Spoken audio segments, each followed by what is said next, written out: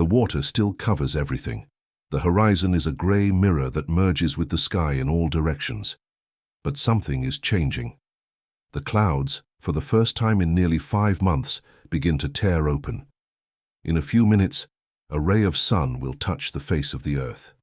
We are over the submerged peaks of Mount Ararat, present-day eastern Turkey, around 2,300 years before Christ, according to traditional chronologies.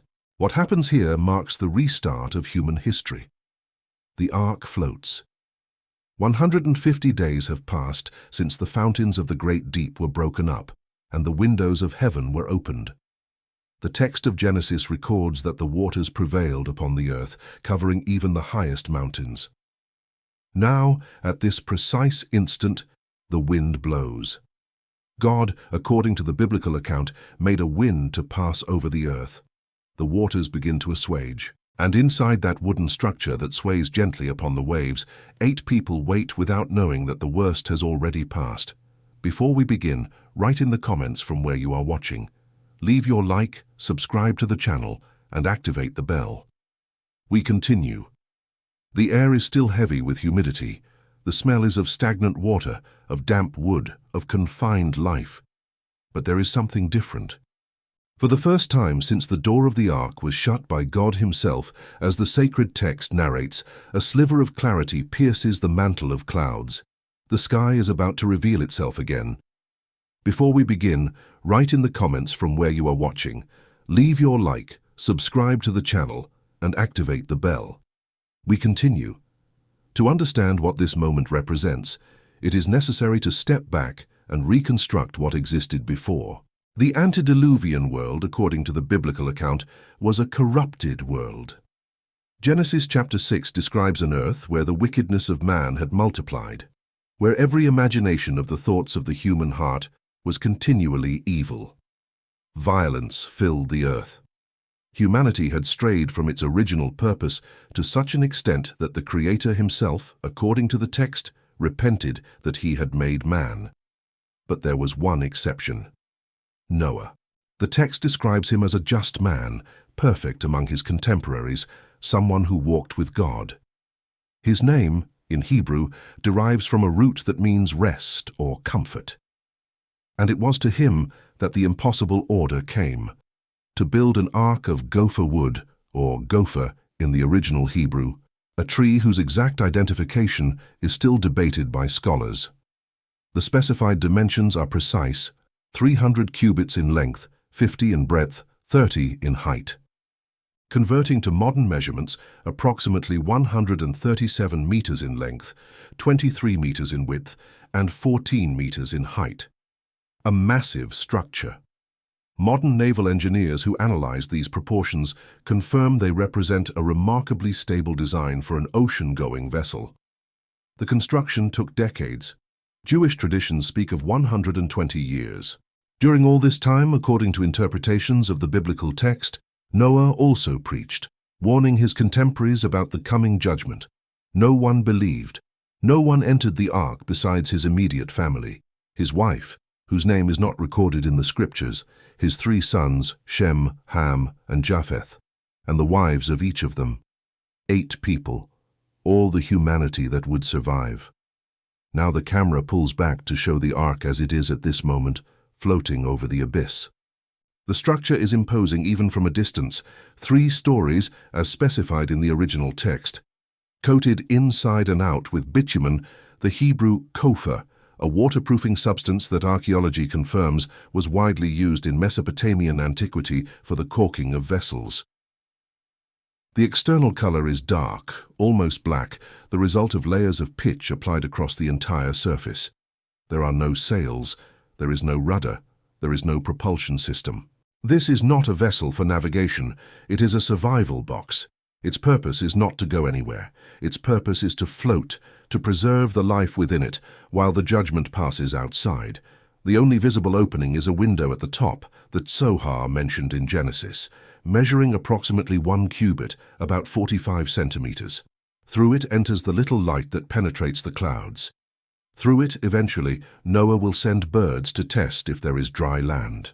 But that moment has not yet arrived. We are in the final moments of the period of prevailing waters. Around the ark, the universal ocean extends in all directions. There is no land visible anywhere. There are no trees, buildings, mountains, nothing to break the infinite monotony of the waters. The world that existed was erased. Cities like those described in the genealogies of Genesis, if indeed urban structures existed in the antediluvian period, lie now under meters and meters of water. All terrestrial life that was not in the ark perished. The silence over the waters is absolute. But something is different today. The wind. There is wind. In the previous days, the waters were calm, still, an endless mirror reflecting the opaque sky. Now small waves begin to form. The surface becomes agitated. This wind is not a storm, it is the Ruach of God, the same Hebrew term used in Genesis 1, when the Spirit of God moved upon the face of the waters in the beginning of creation. There is an intentional symmetry in the text. Creation began with the Spirit over the waters, the restart of the earth as well. Inside the ark, life follows its own rhythm for 150 days. The internal structure, although not detailed with precision in the biblical text, certainly contained divisions for different animal species. Jewish traditions and scholarly speculations suggest a system of compartments, corridors, and areas for food storage. The text explicitly mentions that Noah should take of all food that is eaten and gather it to serve as sustenance. The logistics are impressive: potable water, grains, hay for the herbivores, salted or dried meat for the carnivores, according to some interpretations, or perhaps the predators were kept in a state of dormancy, as other traditions suggest. The smell inside the ark is intense. There is no way to imagine it otherwise. Hundreds of confined animals, even with limited ventilation from the upper window, the heat of the bodies, the accumulation of waste that needed to be managed daily, the breath of so many creatures.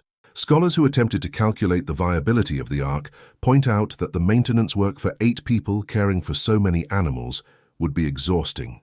Feeding, cleaning, care for the sick. There was no rest. The 8 people inside the ark form the entire core of future humanity.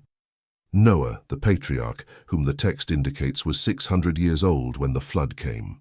The longevity of the antediluvians, recorded in Genesis 5, is debated by scholars, with some literal interpretations, others allegorical, others suggesting different systems of counting years. Whatever the interpretation, Noah is presented as a man of advanced age, experienced, tested. His wife, silent companion of the entire journey, never named in the canonical scriptures, although later traditions attribute names to her such as Naamah or Emzara.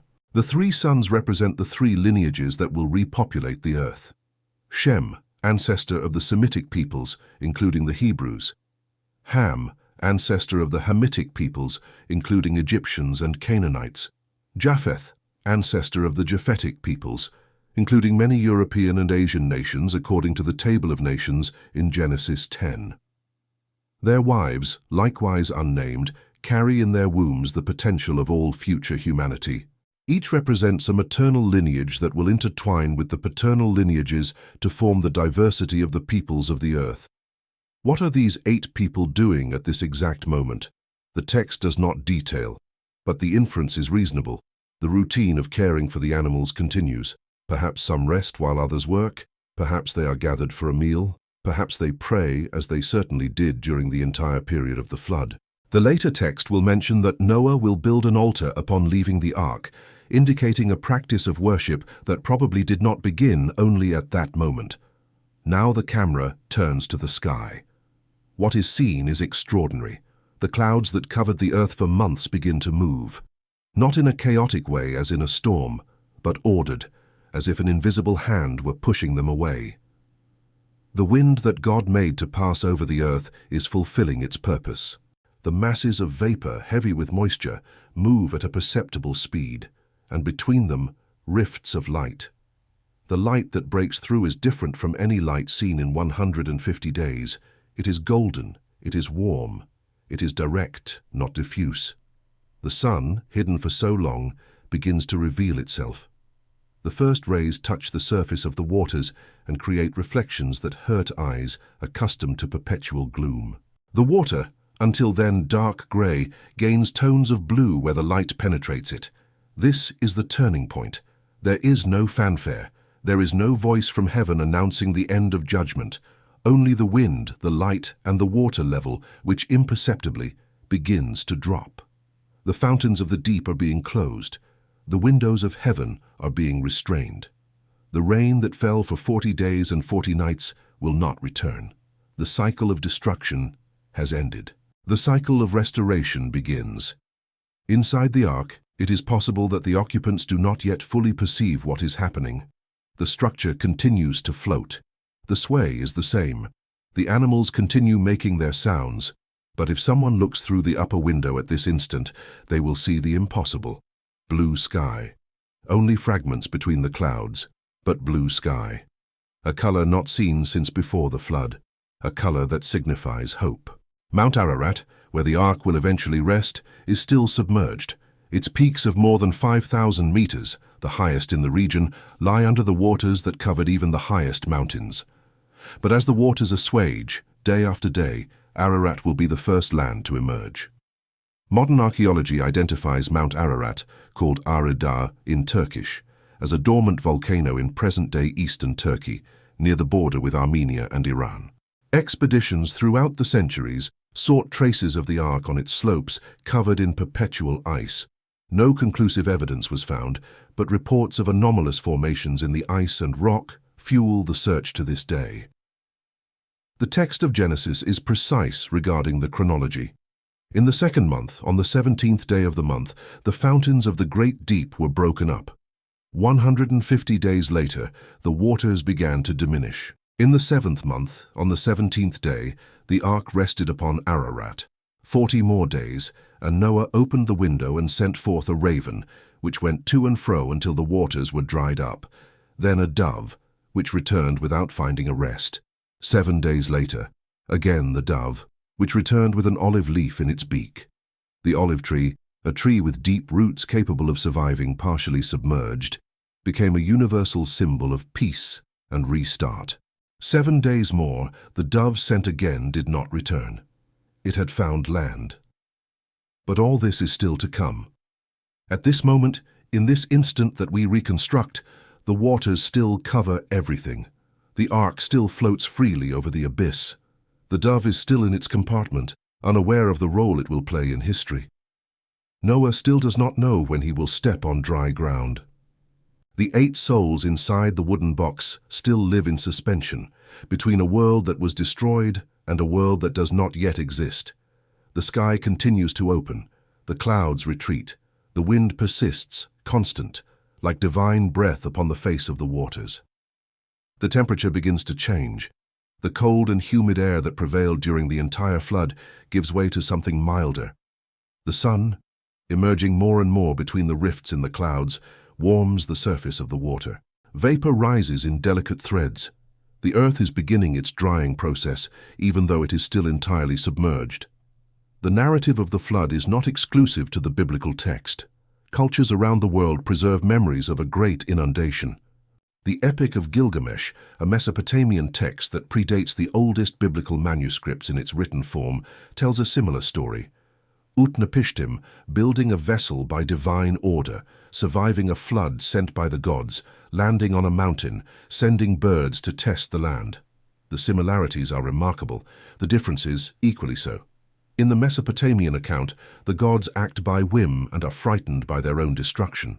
In the biblical account, there is moral judgment. There is a just man preserved. There is covenant and promise. The universality of the theme suggests, to many scholars, a real event in the collective memory of humanity, transmitted and interpreted by different cultures. Geology also offers perspectives. Evidence of catastrophic floods in various parts of the world is documented. The Black Sea deluge theory, proposed by geologists in the 90s, suggests that a massive flood event occurred when the Mediterranean broke the natural barrier of the Bosphorus and flooded the Black Sea basin, then a freshwater lake, around 5,600 years before Christ.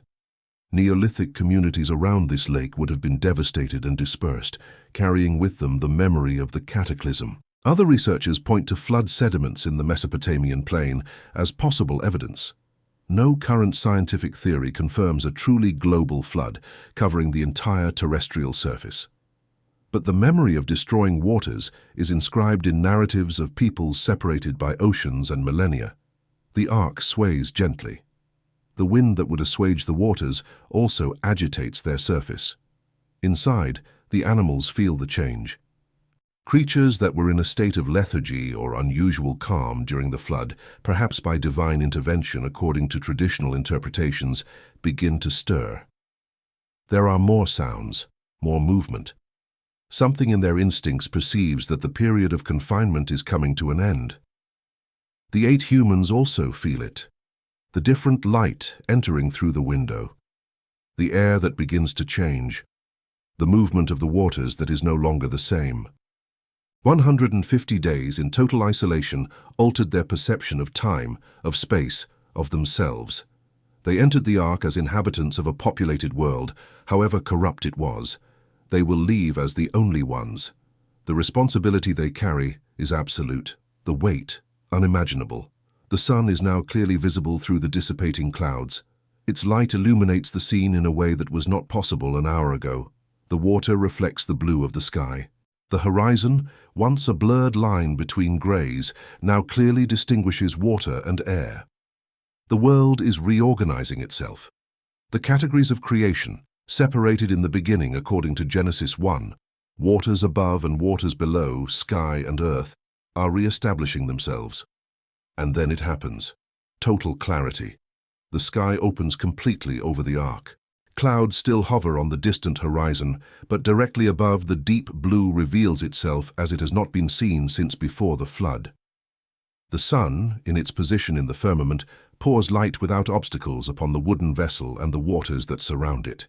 The heat is perceptible. The change is absolute.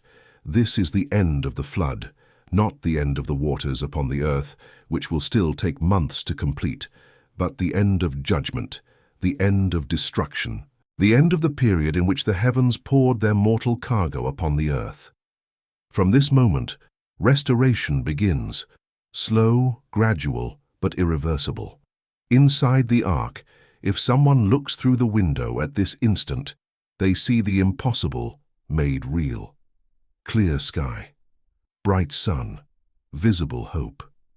After 150 days of gloom and uncertainty, the promise that there would be an after materializes in golden light, piercing the small opening at the top of the structure. The shadows inside the ark change in quality. The animals, many of them nocturnal or sensitive to light, react. There is agitation, there are sounds, there is life responding to the light that finally returns. Noah, wherever he is inside the ark at this moment, receives the news that the sky has cleared. Perhaps he himself climbs to the window to see.